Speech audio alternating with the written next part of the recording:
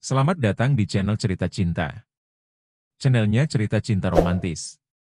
Sebelum lanjut mohon dukungannya dengan like dan subscribe dulu. Gairah dan pelarian cinta, bagian ketiga. Cinta beringsut gontai. Berusaha mencapai tempat tidur dengan susah payah, dan ia pun jatuh terduduk lunglai di sana. Di telinganya, terngiang-ngiang pertanyaan yang sama.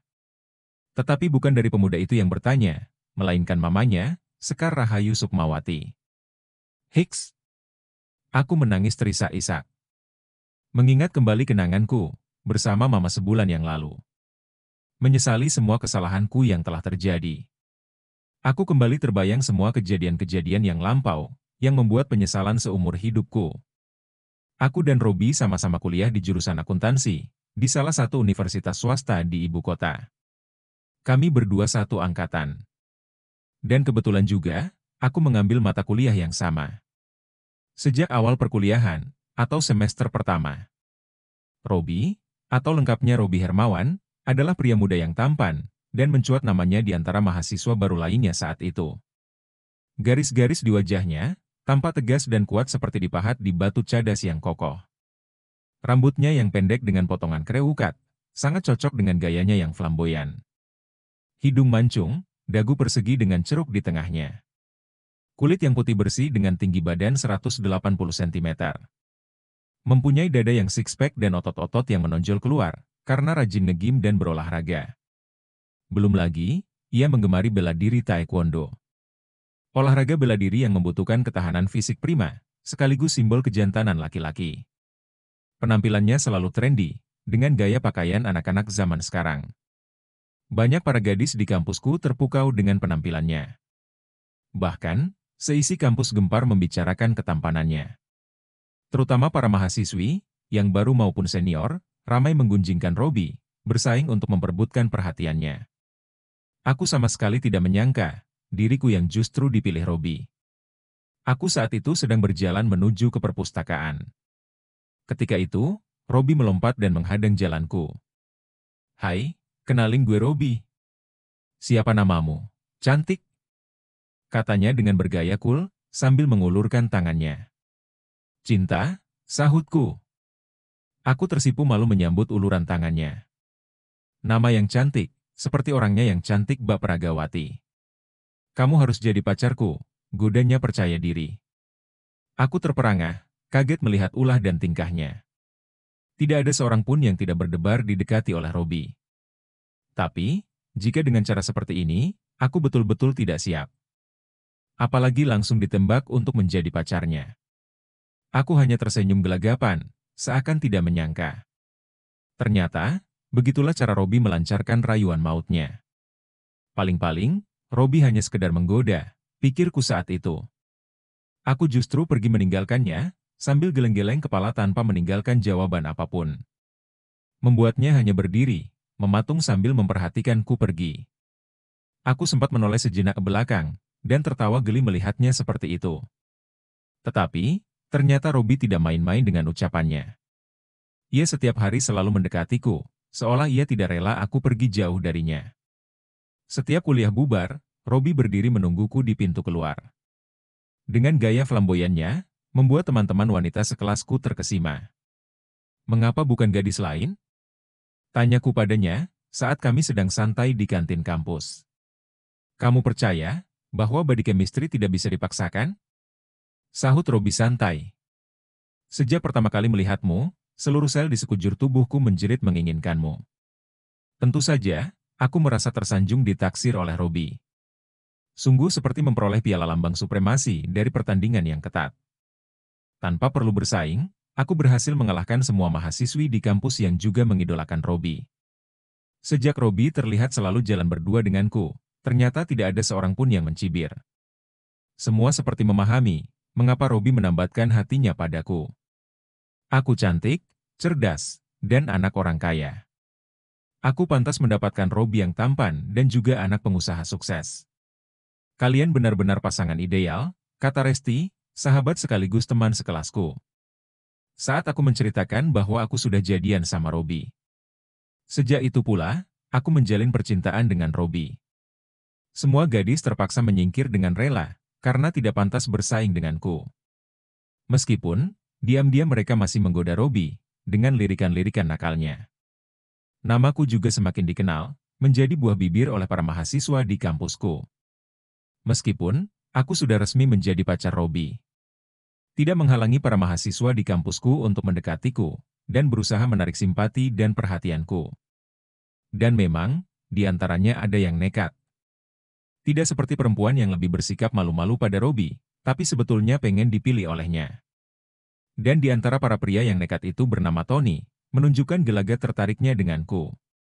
Prinsip mereka, selama cincin belum melingkar di jari manisku. Atau bahkan, selama janur kuning belum berdiri, siapapun berhak merebutku dari tangan Robby, istilah mereka masih milik bersama. Tony yang juga merupakan anak orang yang tajir dan terpandang, nekat mendekatiku. Ia mencoba PDKT denganku, dengan mengajakku ke kantin. Menawarkan diri mengantarkanku pulang, bahkan dengan lancang menggandeng tanganku. Tony seakan ingin menunjukkan padaku, kelebihannya dibandingkan Robby, pacarku. Melihat hal itu, membuat Robby marah. Ia menantang Tony dengan penuh kemarahan. Perkelahian pun tak terhindarkan, Tony babak belur sampai pingsan dihajar oleh Robby.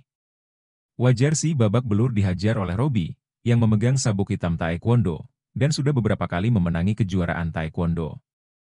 Bahkan pernah mewakili Indonesia di kejuaraan taekwondo di Jepang, yang diikuti 30 negara peserta. Prinsip Robby, jangan coba-coba membangunkan macan tidur. Siapa yang berani mendekati, apalagi menyentuhku, pasti berakhir dengan tubuh dan wajah babak belur. Hingga membuat para pria-pria mundur teratur, dan tidak berani lagi mengganggu dan mencoba mendekatiku. Kau hanya milikku, cinta, ujar Robby meradang setiap kali selesai menghajar saingannya. Takkan pernah ku biarkan lelaki lain menyentuhmu. Robby mencengkeram kedua bahuku, dengan tangannya yang kokoh. Ditatapnya mataku dengan cinta yang berkobar-kobar. Dan ingat, cinta. Jangan pernah berikan dirimu kepada lelaki lain. Ucap Robby tegas. Robby merengkuhku ke dalam pelukannya, mendekapku kuat-kuat. Seolah ingin melebur diriku ke dalam dirinya. Aku jadi semakin sayang dengan kegigihannya, untuk mempertahankanku dari gangguan pria-pria pengagumku. Aku melebuhkan kepala di dada Robby yang bidang, aku merasa dicintai dan dilindungi. Semakin lama, aku semakin tergantung pada Robby. Memasrahkan diri sepenuhnya kepada Robby, kepada pemuda yang mencintaiku dengan cara menguasai. Lelaki yang memilikiku dengan cara memonopoli, tapi membuatku nyaman, menjerat hati dan kakiku. Aku tidak sanggup melepaskan diri darinya, apalagi berpaling darinya. Sama seperti yang dilakukan Mama kepadaku. Suatu hari, aku mengajak Robby main ke rumah. Dan respon Mama terhadap Robby biasa saja, dan tidak menunjukkan ketidaksukaannya. Mungkin, anggapan Mama, hubungan kami sebagai teman satu kampus, yang sama-sama belajar mengerjakan tugas kuliah. Tetapi, setelah beberapa kali ia main ke rumah, Mama mulai menunjukkan sikap ketidaksukaannya kepada Robby. Apalagi, Mama sering memergokiku selalu diantar pulang Robby. Mungkin, saat itu Mama sudah bisa membaca hubungan kami berdua. Bukan hanya sekedar teman biasa, melainkan kami sudah berpacaran. Apalagi saat malam itu, Robby datang dengan pakaian yang bagus, rapi dan terlihat maco. Karena ingin menemaniku ke pesta ultah Resti sahabatku. Membuat Mama semakin membenci Robby. Sepulang dari acara pesta ultah Resti, Mamaku mulai menginterogasi, sejauh mana hubunganku dengan Robby. Duduk, cinta. Ada yang perlu Mama tanyakan pada MU, nak. Perintah Mama, seperti mau mengorek informasi dengan wajah yang dingin dan serius. Aku yang masih mengenakan gaun pesta, kini mengikuti perintahnya. Kemudian mengambil tempat duduk, persis di depan Mama. Siapa pemuda itu yang sering main ke sini? Tanya Mama tegas. Robby, maksud Mama? Aku menjawab pertanyaan Mama. Aku mulai mengerti arah omongan Mama, walau masih ada keraguan, apa yang ingin Mama tanyakan. Siapapun namanya, ada hubungan apa kau dan dia? Tanya Mama ketus. Aku memandang Mama dengan sorot mata resah, seolah maling yang tertangkap basah. Rasanya aku ingin lari, tapi sudah ketahuan. Terpaksa aku bertahan duduk, siap menerima hukuman. Aku dan Robby, sahutku terbata-bata. Aku meremas tanganku sendiri, yang mulai basah karena tegang. Takut, bingung campur aduk menjadi satu. Dengar, cinta, gertak Mama tidak sabar. Tanpa memberiku kesempatan untuk menjelaskan. Nalurinya sebagai ibu, sudah sangat memahami apa yang sedang melandaku.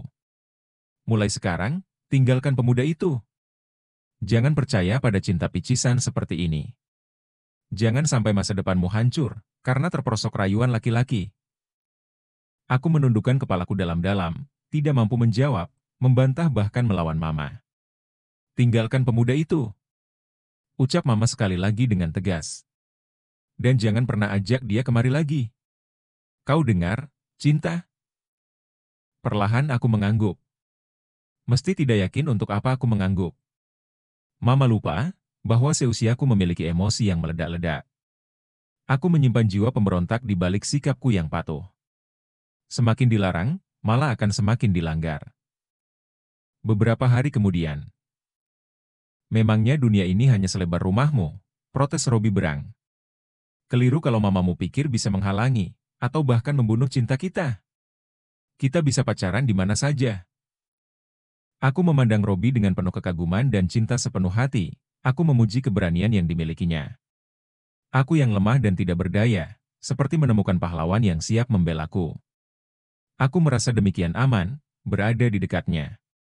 Seperti mendapat dukungan untuk memberontak pada mamaku. Aku mengikuti kemauan Robi untuk pacaran diam-diam di luar, tanpa sepengetahuan Mama.